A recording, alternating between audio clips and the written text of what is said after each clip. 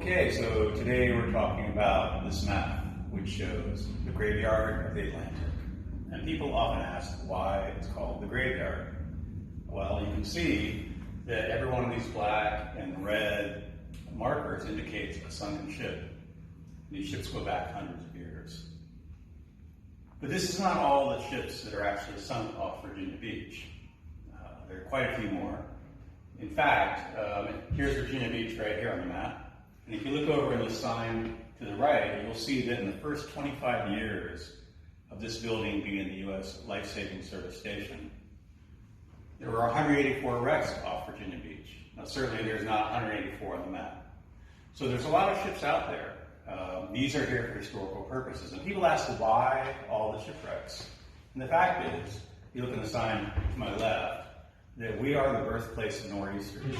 Nor'easters are the storm that caused the majority of sunken ships. So what is a nor'easter?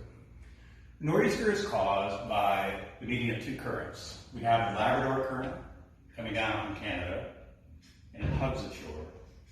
And we have the Gulf Stream coming from the Gulf of Mexico, coming up to the coast, and they all meet essentially right off Virginia Beach on the Outer Banks of North Carolina. And what happens is, when those two currents meet, you have the Labrador current with cold water and cold air, the Gulf Stream with warm water and warm air, and they meet and they sometimes begin to swirl out in the ocean. And then if you introduce cold air from Canada, you get a full-blown wintertime nor'easter.